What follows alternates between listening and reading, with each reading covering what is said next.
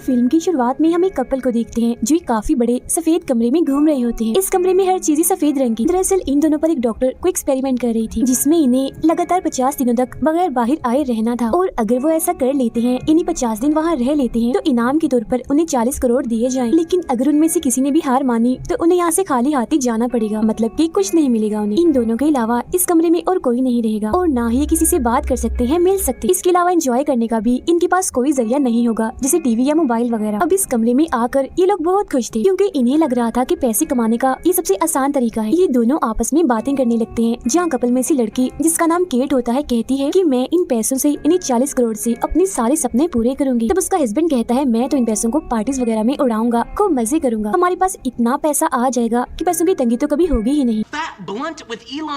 कुछ वक्त के बाद इन्हें एक रोबोट डिवाइस की आवाज आती है जो इन्हें यहाँ रहने के असूल बताने लगती है कि उन्हें यहाँ कैसे रहना है, किस किस चीज का ख्याल रखना है और क्या नहीं करना ये भी बताती है। इस कमरे में सिर्फ एक बेड, एक बेंच और एक आम सा बाथरूम था। इसके अलावा दीवार पर एक छोटी सी स्क्रीन भी लगी हुई थी जिसके अंदर भी इस कमरे में रहने के सारे असूल लिखे हुए थे, जिनमें से एक ये भी था कि एक वक्त में सिर्फ एक इंसान वॉशरूम इस्तेमाल कर सकता है। यहाँ दीवार पर एक लाल बटन भी था जिसे दबाकर कोई भी इंसान हार मानकर यहाँ से बाहर जा सकता था। साथ ही स्क्रीन को दबाकर वो अपने लिए खाने पीने का सामान भी मंगवा सकते थे। इसके अलावा वहाँ एक काफी बड़ी घड़ी भी लगी हुई थी जिसमें उनकी 50 दिनों का टाइमर चल रहा था और यहाँ इनके लिए एक काफी बड़ा सा बॉक्स भी आता है जिसमें इनके रोजाना के खाने पीने का सामान था। रात होने पर कमरे की लाइट्स खुद ब खुद बंद हो जाती थी और सुबह होने पर जल भी जाती थी। वो रोबोट डिवाइस उन्हें हर बार ऐलान करके ये बताती रहती है कि इस वक्त क्या टाइम हो रहा है और सुबह हो रही है या शाम या फिर रात, जो बताने का मकसद ये था कि अब रात हो गई है, आप लोगों को आराम करना चाहिए। उन्हें यहाँ ये सहूलत भी दी गई थी कि वो अलार्म भी लगा सकती थी। केट का हस्बैंड माइक यहाँ ऐसे रहने लगता है जैसे उसकी छुट्टियाँ चल रही हूँ, इसीलिए हर रात वो देर से सोता था, जबकि केट तो अलार्म लगाती है ताकि वो सुबह जल्दी उठ सके और अपनी रूटीन बनाए जिसके जरिए आसानी से 50 दिनों का ये टाइम गुजर जाए। और वो लोग अपनी पहली रात इस कमरे में गुजारते हैं। सुबह होती है तो केट नहाने के लिए जाती है। वो शीशे में खुद को देखकर कहती है कि चाहे कुछ भी हो जाए, हमें 50 दिन यहाँ गुजार कर इस चैलेंज, इस शर्त को जीतना है। नहाकर वो अपने कपड़े धोने के लिए लॉन्ड्री में डाल देती है। तब पहनने के लिए भी उन्हें सादे से कपड़े ही दिए जाते हैं, लेकिन वो रंगीन थे। तो वो लोग आपस में हंसी मजाक करते हुए कहते हैं कि चलो शुक्र है कम से कम हमें रंगीन कपड़े तो मिले। अब कुछ वक्त के बाद केट माइक से कहती है कि आखिर वो डॉक्टर ये एक्सपेरिमेंट कर क्यों रही है, जिस पर माइक कहता है मुझे खुद इस बारे में नहीं पता, मैं बस इतना जानता हूँ कि हमने 50 दिन यहाँ रहना है और अपना 40 करोड़ का इनाम पाना। अब वक्त गुजारने के लिए दोनों खुद को मसरूफ करने की कोशिश करते हैं। केट खुद को शांत और पुरसुकून रखने के लिए योगा करती है, जबकि माइक उस घड़ी जिस पर 50 दिनों का टाइमर चल रहा था उसे घूर घूर कर देख रहा था। बैठे बैठे ही वो अजीब तरह की बातें भी सोचने लगता है, जैसे कि यहाँ की दीवारों का रंग सफेद ही क्यों किया गया है। केट उसे बार बार समझाती है कि तुम इन चीजों को इतना मत सोचो और बार बार घड़ी को भी मत घूर के देखो, तुम बस यहाँ पर वक्त गुजारने और उसके बदले में मिलने वाले पैसों के बारे में सोचो। लेकिन ये करना उसके लिए मुश्किल था क्योंकि कुछ दिनों से वो अपनी नींद भी पूरी नहीं कर पा रहा था, जबकि केट तो रूटीन के मुताबिक सुबह से लेकर रात तक अपने सारे काम करती है। और माइक का ध्यान घड़ी पर से हटाने के लिए उसे दौड़ लगाने का कहती है। जहाँ एक तरफ केट योगा कर रही थी तो माइक दौड़ लगा रहा था। इसके बाद टाइम गुजारने के लिए वो बच्चों वाले गेम्स खेलने लगते हैं और डांस भी करते हैं। फिर जैसे वो अपने कपड़े धोने के लिए लॉन्ड्री में डालते हैं तो उन्हें दोबारा से बिल्कुल वैसे कपड़े मिल जाते हैं। अब ऐसे करके इन्हें कुछ हफ्ते गुजर जाते हैं, जहाँ फिर एक दिन माइक को उस कमरे में एक छोटा सा कीड़ा दिखता है। वो उससे बात करता है और उसे कुछ खिलाने का सोचता है, मगर जैसे वो मिल्क शेक की कुछ बूंदे जमीन पर डालता है तो रोबोट डिवाइस की आवाज आने लगती है जो कहती है कि ऐसा मत करो, ये खाने पीने का सामान सिर्फ तुम दोनों के लिए ही है। तब माइक यहाँ थोड़ा परेशान हो जाता है और वो उस डिवाइस से कहता है कि अच्छा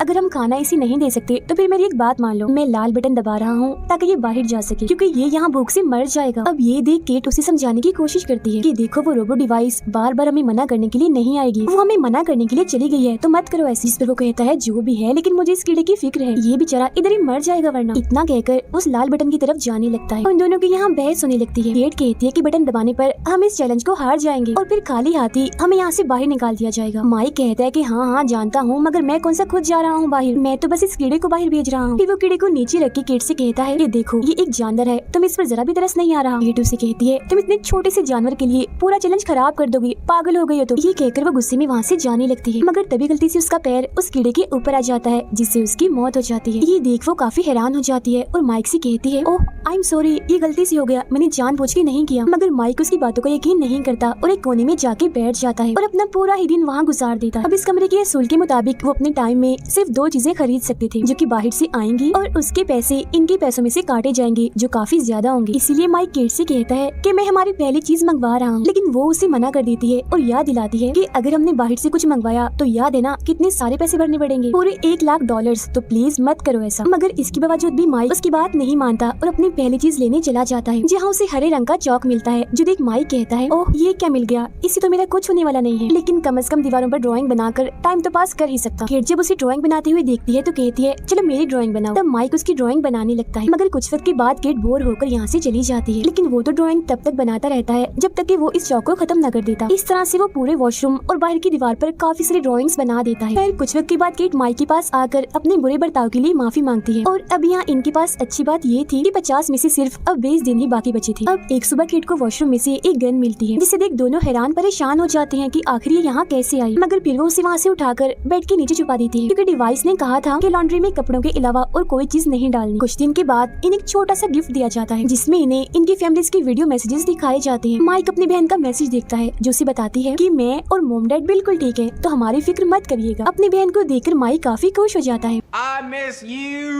लेकिन जब केट को उसके डैड का वीडियो मैसेज दिखाया जाता है तो एकदम वो दुखी सी हो जाती है। उसके डैड कहते हैं कि अब मैं रोड पर नहीं बल्कि घर में रह रहा हूँ। केट उस वीडियो को रुकवाना चाहती थी, मगर उसके काफी कहने पर भी वीडियो नहीं रुकती, जिसके बाद वो वॉशरूम के पास जाकर जोर जोर से रोने लगती है। तो माइक आकर उसे संभालता है, जिसके बाद दोनों सो जाते हैं। फिर जैसे सुबह होती है तो केट बिस्तर से नहीं उठती, वो अभी भी सो रही थी, क्योंकि टेंशन लेने की वजह से उसकी तबीयत काफी खराब हो गई थी। फिर जब माइक उससे ना उठने की वजह पूछता है तो वो बताती है कि मैं जज्बाती हो गई थी, क्योंकि मैंने अपने डैड को काफी सालों बाद देखा था। मैंने हमेशा तुमसे झूठ बोला कि मेरे डैड नहीं है, क्योंकि मैं उनसे शर्मिंदा थी। वो बहुत शराब पीते थे और मेरे स्कूल की फीस भी नहीं भरते थे। अब माइक उससे कहता है अच्छा छोड़ो इन बातों को, तुम्हें पता है हमारे बस यहाँ 2 हफ्ते रह गए हैं। उसकी ये बात सुनकर भी केट जरा खुश नहीं होती और बिस्तर पर ही पड़ी रहती है। तब उसका मूड ठीक करने के लिए नए नए तरीके वो आजमाता है, मगर कोई फायदा नहीं होता। फिर वो खुद ही आकर उसके साथ लेट जाता है, लेकिन इससे भी केट को कोई फर्क नहीं पड़ रहा था। अगले दिन वो केट से कहता है कि क्यों ना हम अपनी आखिरी बची हुई चीज को खरीद लें ताकि थोड़ी बोरियत ही दूर हो जाए, लेकिन केट उसे ये कह के मना कर देती है कि नहीं, तुम पहले भी पैसे बर्बाद कर चुके हो वो फजूल सा चौक मंगवा कर, तो अब मत करो ऐसा, मैं और पैसों को खोना नहीं चाहती। तब ये सुन वो उदास हो जाता है। That's a long time. फिर कुछ वक्त के बाद केट बेड से उठकर माइक के पास आती है और कहती है कि मेरी तरफ से इजाजत है, तुम दूसरी चीज मंगवा सकते हो, फिर चाहे हमारे जितनी मर्जी पैसों का नुकसान ही क्यों ना हो जाए। फिर जैसे ही माइक दूसरी चीज मंगवाने के लिए स्क्रीन पर हाथ लगाता है तो फौरन ही उस कमरे का दरवाजा खुल जाता है, जिसके बाद अंदर एक लड़की आती है जिसने कपड़े नहीं पहने होते। जैसे वो अंदर आती है तो माइक उसे देखकर काफी हैरान रह जाता है। वो बताती है कि मैं भी नहीं जानती कि मुझे यहाँ क्यों भेजा गया है, मुझे बस इस काम के पैसे मिले हैं और मुझे इस कमरे में आप लोगों के साथ सिर्फ 24 घंटे ही गुजारने हैं। केट उसे ऐसे देखकर माइक से कहती है कि तुम अपनी टी शर्ट उतार कर इसे दे दो ताकि वो थोड़ा बहुत खुद को ढक सके। वो लड़की दीवार पर जब माइक की ड्राइंग्स देखती है तो तारीफ कर देती है, जो देख केट को गुस्सा आने लगता है। रात होने पर माइक दोनों लड़कियों को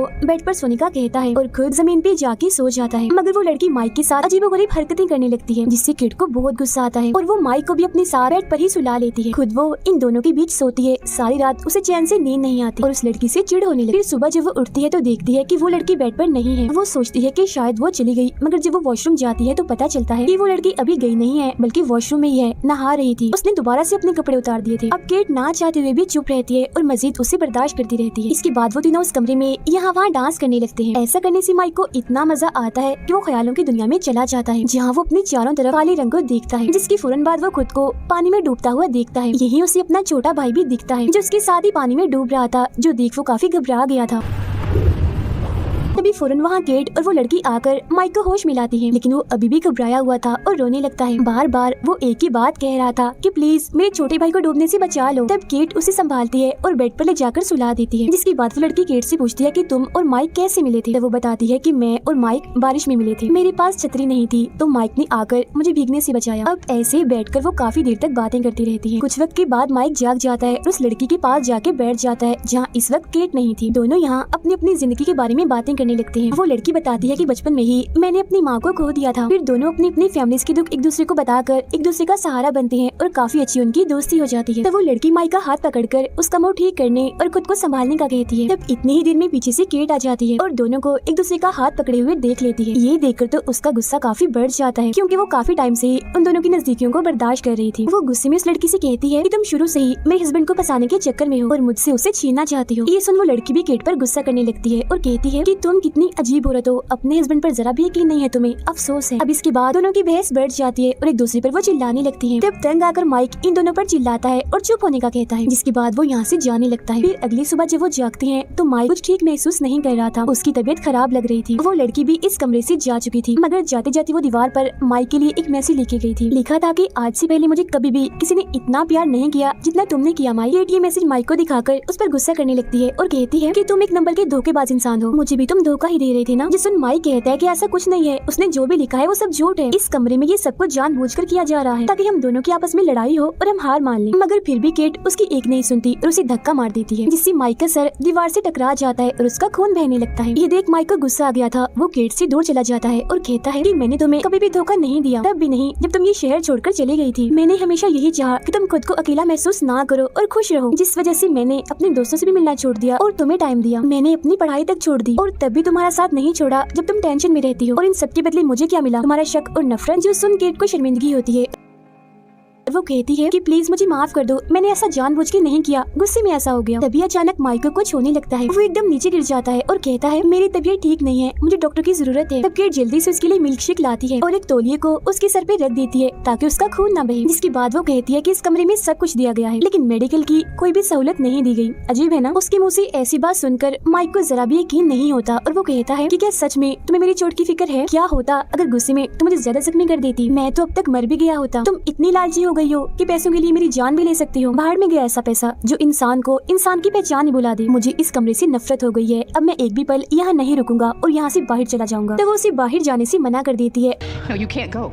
और वो गन उठा लेती है जो उन्हें वॉशरूम से मिली थी। वो उसे माइक पर करते हुए कहती है कि अगर तुमने बाहर जाने की कोशिश की तो मैं तुम्हें गोली मार दूंगी। तब माइक उसकी बात अनसुनी करके लाल बटन दबा ही देता है, जिसके बाद दरवाजा खुलता है और वो इस सफेद कमरे से बाहर निकल जाता है। अब उसके यहाँ से जाने के बाद केट अकेली पड़ के रोने लगती है और वहीं सो जाती है। फिर जब वो जागती है तो उसका दिल ही नहीं लग रहा था, वो काफी उदास थी। फिर वो माइक की बनाई हुई ड्राइंग्स को देखकर उसे याद करने लगती है। अब केट के इस कमरे में सिर्फ 2 ही दिन बचे थे, जिसके बाद वो ये चैलेंज जीत जाती। लेकिन उससे भी क्योंकि अपनी गलती का एहसास हो गया था तो वो भी लाल बटन दबाकर यहाँ से बाहर निकल जाती है। फिर कुछ वक्त के बाद हम माइक को देखते हैं जो दौड़ लगा रहा था। भागते भागते वो केट की बिल्डिंग के पास से गुजरता है, जहाँ तभी अचानक रास्ते में वो केट से मिलता है। तब हमें पता चलता है कि उस कमरे से बाहर आने के बाद ये दोनों कई महीनों तक एक दूसरे से मिले भी नहीं थे क्योंकि इनकी नाराजगी थी। अब ये दोनों एक साथ आगे बढ़कर सुलह करने का फैसला करते हैं और खाना खाने होटल की तरफ जाने लगते हैं। रास्ते में माइक केट से पूछता है क्या तुमने वो चैलेंज पूरा कर लिया था या पहले ही लाल बटन को दबाकर तुम बाहर आ गई थी? जिस पर वो कुछ नहीं बोलती और चुप रहती है। कहती है मैंने वहाँ तुम्हारे साथ काफी गलत बर्ताव किया तो प्लीज मुझे माफ कर दो। फिर जब ये दोनों यहाँ से चले जाते हैं तब एक बिल्डिंग पर लिखे नोट को हम देखते हैं जिस पर लिखा हुआ था कि ये कमरा एक बहुत ही बड़े आदमी ने बनाया था, लेकिन वो कौन था ये पता नहीं चल पाता। लेकिन उसके मुताबिक हम ये कह सकते हैं कि लालच इंसान को कभी नहीं करना चाहिए क्योंकि लालच हमेशा बुराई की तरफ ले जाता है, जिसमें हम अपने किसी खास को भी खो सकते हैं। जिसे कुछ वक्त के लिए माइक और केट ने एक दूसरे को खो दिया था। उस आदमी का इस कमरे को बनाने का ये मकसद हो सकता है कि इंसान को लालच देकर सुधारा जाए, क्योंकि जब इंसान यहाँ साथ वक्त गुजारेंगे तो उनके अंदर की भी बहुत सी बातें बाहर आएंगी। फिर जब लालच का पर्दा उनकी आंखों पर से हटेगा, उन्हें अपनी गलती का एहसास होगा तो वो इससे सीख लेंगे और कभी भी लालच नहीं करेंगे। इसके बाद हम एक कपल को